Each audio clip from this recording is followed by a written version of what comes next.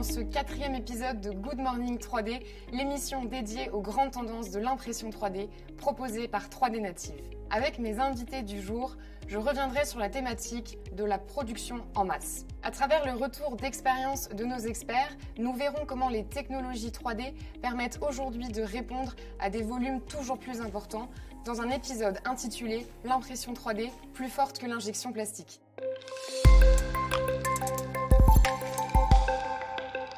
Ce n'est pas un, mais 3 chiffres que je souhaite partager avec vous pour ce nouvel épisode de Good Morning 3D. Je vous propose de revenir sur 3 exemples concrets qui vous donneront tout de suite les possibilités de la fabrication additive. Pour commencer, le premier chiffre, c'est 100 000. 100 000 paires de semelles intermédiaires qu'Adidas a décidé d'imprimer en 3D en collaboration avec Carbone. Puis, c'est 50 000. 50 000 modèles dentaires qui sont imprimés en 3D chaque jour par la société Smile Direct Club en partenariat avec HP pour concevoir ces gouttières. Et enfin, 18 millions, c'est le nombre de brosses de mascara Chanel qui sont imprimées d'octobre 2017 à février 2020 en partenariat avec AirPro. Et justement, on a décidé d'inviter un grand groupe industriel français qui utilise depuis quelques années déjà la fabrication additive. Accueillons Matthew Forrester de L'Oréal afin d'échanger sur les usages de l'impression 3D dans le groupe.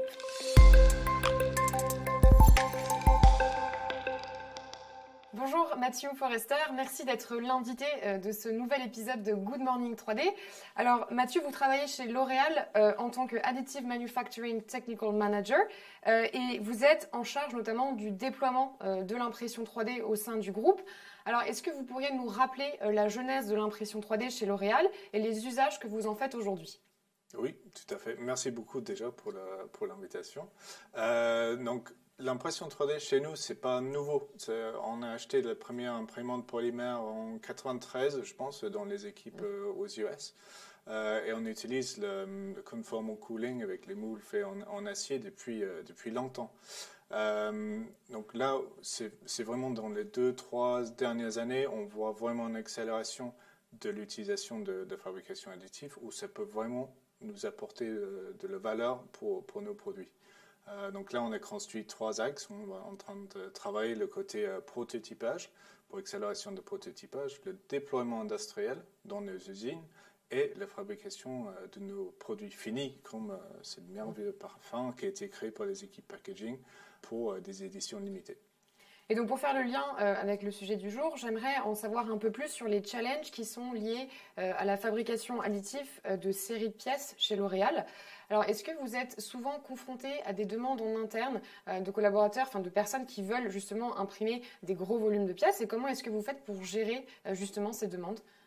Oui, de plus en plus, on a des demandes avec la technologie qui développe et aussi les connaissances de nos équipes marketing qui va demander des fabrications.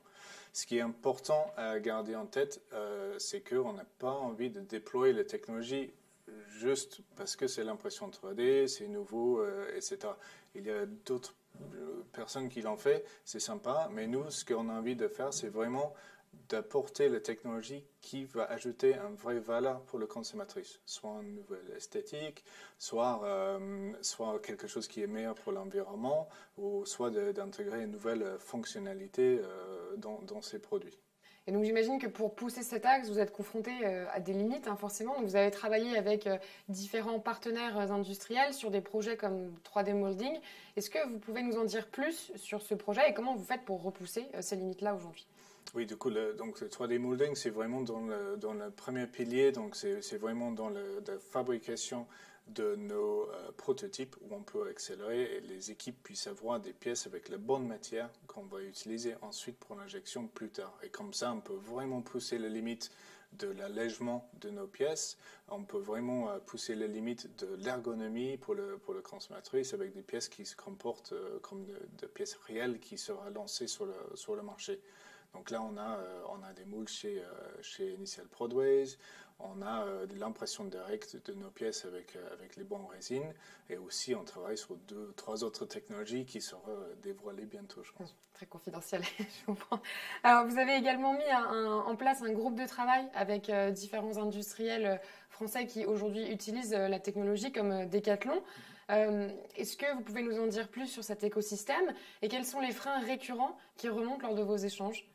Oui, donc c'est un écosystème et on a mis en place plusieurs écosystèmes partout pour regarder chaque type de sujet, mais ceux-là que vous faites référence, on participe dedans, donc c'est vraiment un échange libre, non confidentiel, non concurrentiel, sur lequel on échange sur des bonnes pratiques, le meilleur machine à utiliser, le meilleur scanner à utiliser.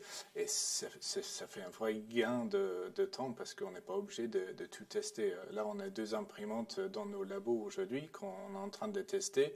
Les résultats, on va partager avec ce groupe pour qu'ils n'ont plus besoin de tester de leur côté non plus. Comme ça, on peut avancer beaucoup plus rapidement ensemble.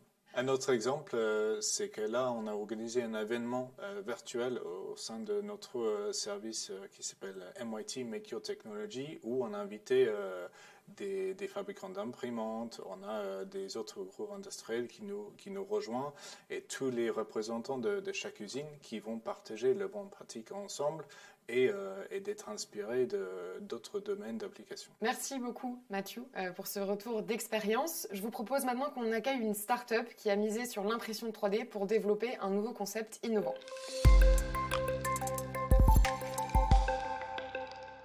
Bonjour Julien Barthès, vous êtes le cofondateur et le CEO de 3Deus Dynamics, une start-up qui est basée dans la région lyonnaise. Alors merci d'avoir accepté de vous prêter à cet exercice, parce que rappelons-le, Julien va avoir 1 minute seulement pour présenter son projet avec l'impression 3D. Mathieu, il faudra être attentif. Julien, dès que vous êtes prêt, on lance le chrono. D'accord. Bonjour Mélanie tout d'abord. Bon, on peut y aller alors. Allons-y. Donc bonjour à tous, donc je suis Julien Barthès, donc PDG de 3Deus Dynamics, société que j'ai créée avec 2 chercheurs du CNRS et avec le soutien de l'ASAT Pulsalis. Nous développons un nouveau procédé de fabrication additive en milieu granulaire, le moulage dynamique. Avec ce procédé, nous combinons les avantages de l'injection moulage en termes de matériaux disponibles et de cadence de production, et de l'impression 3D en termes de liberté de design. L'innovation réside principalement dans le fait que la tête d'impression est complètement immergée dans un bac de poudre, dans lequel on injecte la matière. Et donc, avec cette poudre, elle va littéralement agir comme un moule dynamique, c'est-à-dire supporter et contraindre la matière imprimée pendant la construction de l'objet. Ceci nous permet de prendre en charge tous les matériaux polymères, sans restriction de design, sans structure support, et donc sans limite de géométrie. On peut également créer de nouveaux matériaux composites, donc matériaux poudre, en jouant uniquement sur les propriétés des poudres utilisées pendant le procédé. Merci Julien pour ce pitch clair et concis. Alors avec Mathieu, on a quelques questions à vous poser pour aller un peu plus loin. Moi je voulais savoir, est-ce que vous pensez finalement qu'il faille combiner injection plastique et impression 3D pour être plus compétitif aujourd'hui? Oui, c'est exactement cela. Le but maintenant, c'est de créer, je pense, des procédés hybrides. Par exemple, si on prend l'injection d'un côté, adaptée donc pour des grands volumes, également pour des grandes pièces aussi. Et nous avons l'impression 3D qui permet justement ces produits sur mesure, des produits qui sont plus efficients, plus adaptés aux besoins du consommateur. Mais à l'heure actuelle, les cadences de production sont relativement faibles et surtout, on a un besoin de reformuler ces matériaux pour les adapter au procédé. Donc c'est vraiment l'objectif aussi de notre start-up, c'est d'utiliser les matériaux qui sont utilisés par l'industrie manufacturière et de les utiliser directement dans un procédé avec une cadence de production plus élevée, adaptée pour des pièces également de plus grande taille. Et donc vraiment, c'est là on arrive sur ces technologies hybrides. C'est super intéressant. Et du coup, là, on a vu pas mal d'échantillons qui sont en silicone. Mais est-ce que vous avez imaginé ou commencé des essais sur des autres matières? Oui, la question est bonne et c'est une question qu'on nous pose souvent. Vraiment, pour nous, le silicone, c'était la première marche de l'escalier. Parce que c'est des matériaux qui sont assez durs à travailler en impression 3D pour des phénomènes d'effondrement, des viscosités. Et donc là, vraiment, on s'est fait la main sur les silicones, mais l'objectif est d'aller sur d'autres familles de matériaux. On peut penser à d'autres élastomères, des TPU par exemple, mais également penser aux thermoplastiques, les céramiques et on l'espère aussi les métaux. Donc voilà, on espère devenir un procédé qui est compatible avec la majorité des matériaux disponibles sur le marché. Alors on a parlé du coup des avantages de votre technologie, des matériaux compatibles, mais pour quel type d'application finalement se destine-t-elle aujourd'hui? Les applications sont assez larges, ça peut aller de la santé, par exemple là avec des modèles d'entraînement pour les chirurgiens. Donc ici c'est un modèle en taille réduite de cœur, donc pour préparer les chirurgiens justement à des chirurgies qui peuvent être plus compliquées, vraiment des cas pathologiques. On a ensuite, ça peut être utilisé par exemple pour des protections individuelles. Là ici on a un composite justement silicone avec céramique. Et donc là on voit qu'on maintient les propriétés d'élasticité du silicone. Et donc ça pourrait être adapté par exemple voilà, sur tout type de protection individuelle. Là ici on a d'autres, ça c'est un lattice qui peut être utilisé pour le médical. Donc là plutôt pour des implants. Ou alors dans des thématiques par exemple de semelle orthopédique sur mesure pour jouer sur l'amorti. Et ça, c'est des structures qui ne sont pas réalisables à l'heure actuelle avec des technologies conventionnelles, en tout cas pour le silicone. Écoutez, merci Julien, je crois qu'on va vous suivre de très près. N'hésitez pas à vous rendre sur le site de 3D House Dynamics qui s'affiche à l'écran. Merci Julien et bonne continuation à 3D House Dynamics. Sans transition, je vous propose qu'on passe maintenant à la rubrique de notre partenaire.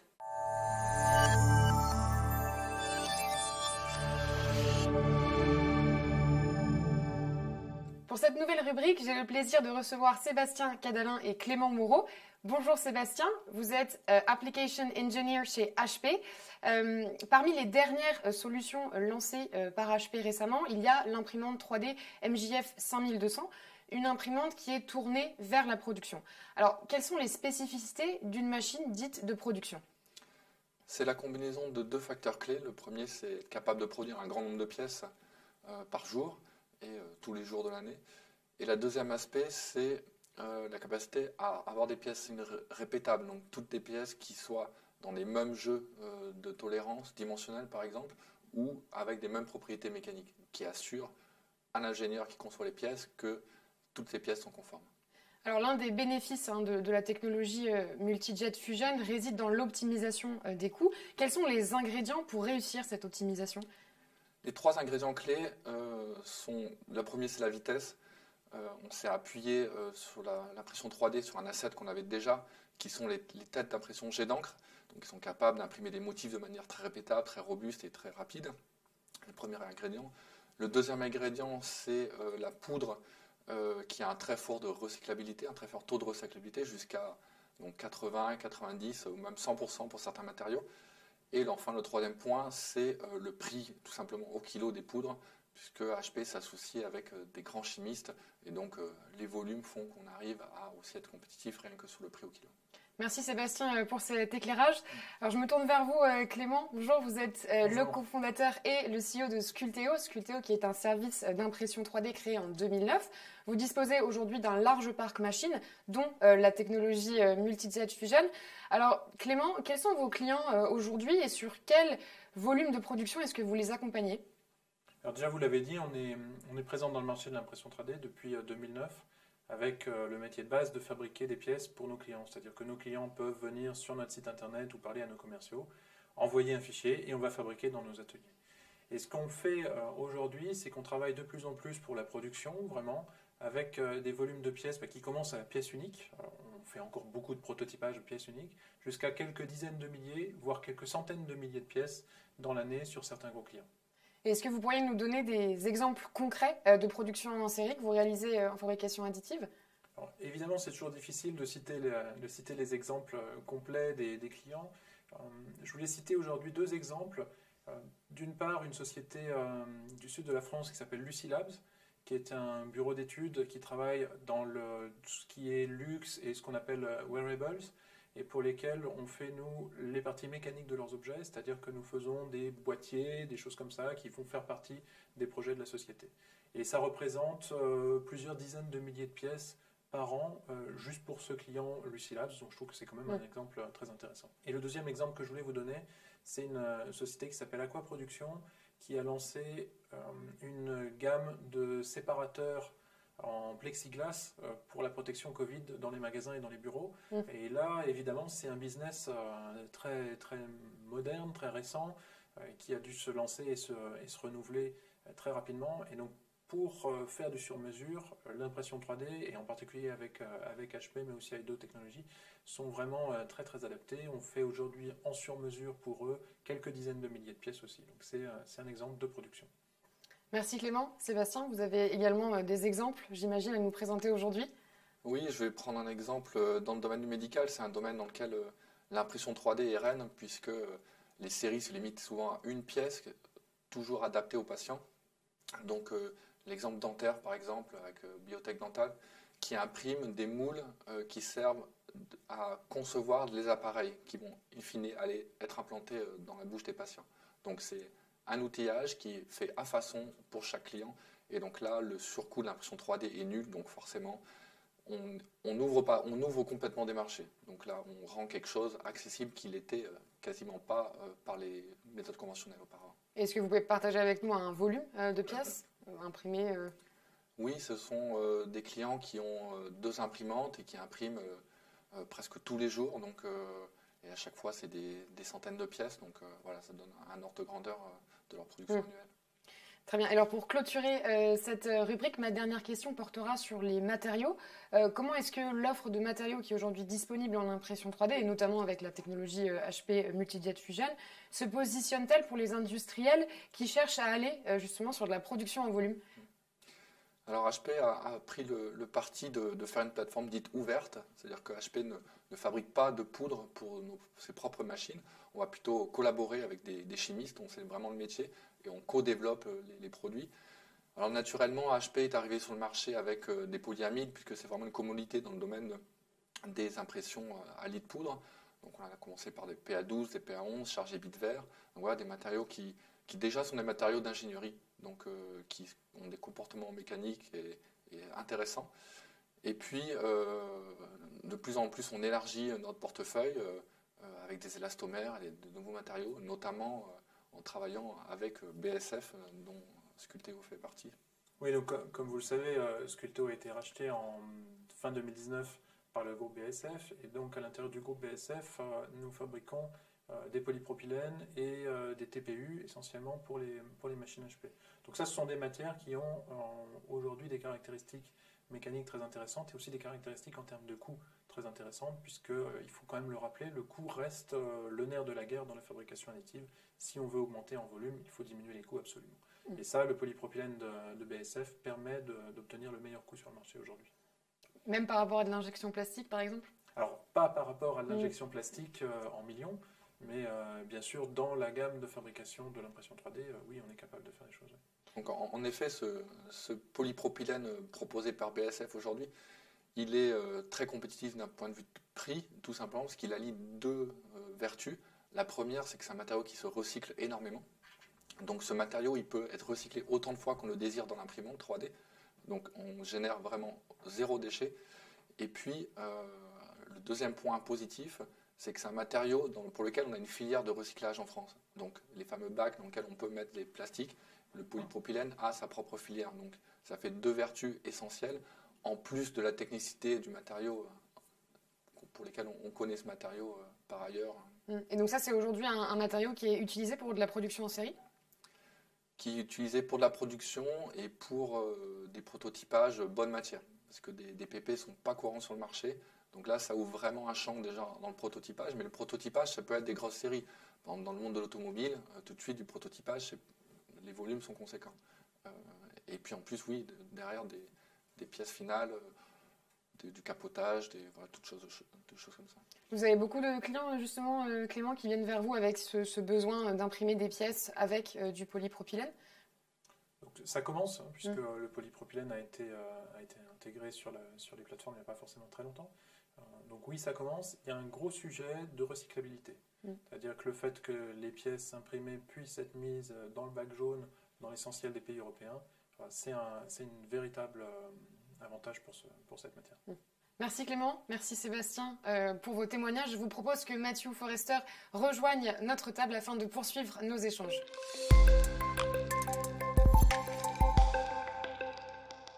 Alors ma première question de cette table ronde portera sur les coûts liés à la fabrication additive. Alors si je me mets à la place d'un industriel, quels sont les critères économiques que je vais devoir prendre en compte dès lors que je cherche à calculer le point d'équilibre, c'est-à-dire le volume de pièces qui fait que l'impression 3D soit plus ou moins compétitive par rapport à l'injection plastique? Le premier point qui revient régulièrement dans des projets de production, c'est de se concentrer sur la fonction et pour ne pas aller directement sur les habitudes soit de design, soit de conception, pour dégager des marges. Par exemple, classiquement, faire 3 pièces en une, c'est un gain qui est énorme.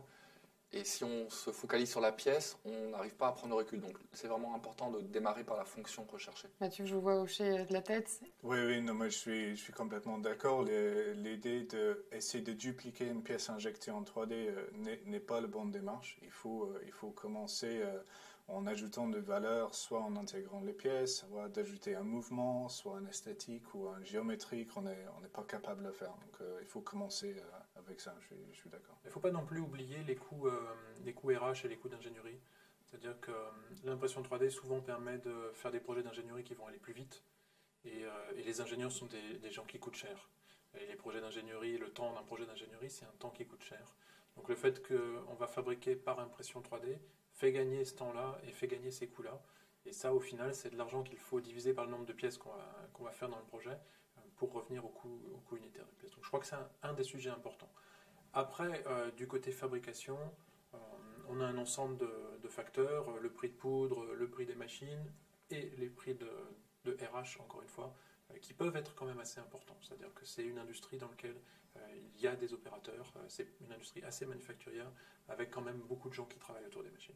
Et du coup, aujourd'hui, c'est vrai qu'on voit que la vitesse, la capacité d'impression des machines, ça reste des axes de développement qui sont importants pour les fabricants de machines, puisqu'on essaye d'aller plus vite, on essaye de produire des volumes qui sont plus importants. On a aussi le post-traitement, qui est quand même un axe intéressant, parce qu'on cherche de plus en plus à l'automatiser. Est-ce que vous pensez que l'impression 3D, elle pourra un jour atteindre les cadences de l'injection plastique ? Très clairement, aujourd'hui, on voit qu'il y a des paliers d'ordre de grandeur à franchir pour aller vers l'injection. Donc, par exemple, quand on prend le domaine de l'automobile, on parle de millions de pièces, on en est extrêmement loin. Donc, on va s'en rapprocher sur certains projets. Je ne suis pas certain qu'on aille jusque-là. Mais il y a beaucoup d'axes sur lesquels on travaille. Vous avez parlé du post-traitement, mais on peut aussi travailler sur le pré-traitement, à savoir entre le moment où l'ingénieur a fini sa pièce et la soumet, et le moment où il reçoit la pièce chez lui, ou sa série de pièces, il y a toute une chaîne logistique qui a un axe très fort de la 3D, qui aujourd'hui est difficile à valoriser, puisque généralement ce sont des coûts cachés, des coûts indirects, donc ils sont difficiles à valoriser sur un prix pièce. Mais les grands acteurs sont conscients qu'il y a une valeur ajoutée là additionnelle et sur laquelle il faut travailler pour mettre la bonne supply chain en amont de l'impression et de la production. Mathieu, est-ce que vous partagez ce point de vue ? Est-ce qu'un jour, on pourra finalement atteindre les cadences de l'injection plastique ? Est-ce que vous avez commencé à mettre des choses en place chez L'Oréal ? Pour moi, clairement, oui. Donc, on a déjà, on voit, c'est assez linéaire. La vitesse double à peu près tous les ans. On ne voit pas ça sur le marché parce qu'avec une augmentation de vitesse, les gens ils ont plutôt tendance à améliorer la qualité. Donc, on garde le même temps d'impression, mais on a une pièce qui est de meilleure qualité. Mais je pense que dans les années à venir, certainement, on va voir une accélération visible et tangible pour les utilisateurs. Il ne faut pas oublier en termes de vitesse aussi les notions de temps cycle d'une presse à injection. Mais aussi, si on parle vraiment d'un projet, il faut fabriquer 300 unités. S'il faut que je fabrique le moule, ensuite j'injecte les pièces dedans. On parle de plusieurs mois de temps avant qu'on puisse avoir les pièces en main. Autant que si j'ai fini le fichier 3D, demain matin, je démarre le prod. Et puis là, ce qui est intéressant avec l'impression 3D, c'est que vous allez être capable de créer un moule qui est plus complexe aussi. Oui, tout à fait. On peut imaginer d'optimiser le moule, pas forcément plus complexe, mais plus optimisé. Ouais. Et Clément, un petit mot de la fin ? Oui, moi, je voudrais aussi redire que chez BASF, nous investissons massivement, nous investissons plusieurs dizaines de millions d'euros par an sur le domaine. Et si nous investissons comme ça, c'est parce que nous croyons au fait que l'impression 3D est en train de devenir une véritable technologie de manufacturing. Alors avec des technologies à base de poudre, comme celle d'HP, avec aussi des résines. Il y a aujourd'hui des très belles performances des résines imprimées en 3D avec lesquelles on est capable de monter en cadence. Il y a 7 millions de visières Covid qui ont été faites chez Photocentric au printemps. Donc c'est quand même, on parle de 7 millions, on ne parle pas de quelques dizaines de milliers, c'est quand même quelque chose d'absolument massif. Et donc je crois que ces technologies, l'impression 3D, sont en train de devenir de la technologie de manufacturing, ne vont pas être totalement compétitifs par rapport à de l'injection plastique pas chère, mais en revanche, on va bientôt être compétitif par rapport à des choses un petit peu plus luxueuses, un petit peu plus avancées, avec des formes, avec un temps de cycle très faible. Donc, oui, on est en train de devenir une véritable technologie de fabrication. Alors Sébastien, vous avez beaucoup parlé des coûts qui sont liés à la pré-production. J'aimerais qu'on s'intéresse à la post-production. Effectivement, c'est, comme l'a énoncé Clément, c'est un coût indéniable qui est aujourd'hui vraiment un frein. Et donc HP aujourd'hui a mis sur le marché une dépoudreuse automatique qui permet de gagner du temps opérateur. Et qui vient aussi avec une certaine répétabilité, donc ça va toujours de pair, hein, l'automatisation et la répétabilité. Mais donc voilà, il y a d'autres étapes qui restent automatisées. Il y a encore beaucoup d'étapes manuelles, mais voilà, brique après brique, on essaie de construire ce workflow le plus automatisé possible de bout en bout. Merci beaucoup, messieurs, pour ces échanges qui nous ont permis de comprendre la valeur ajoutée de la fabrication additive, sa complémentarité avec l'injection plastique. Je tenais également à remercier Julien de la startup 3Deus Dynamics. En tout cas, je vous retrouve très vite sur Good Morning 3D pour un nouvel épisode. À très bientôt.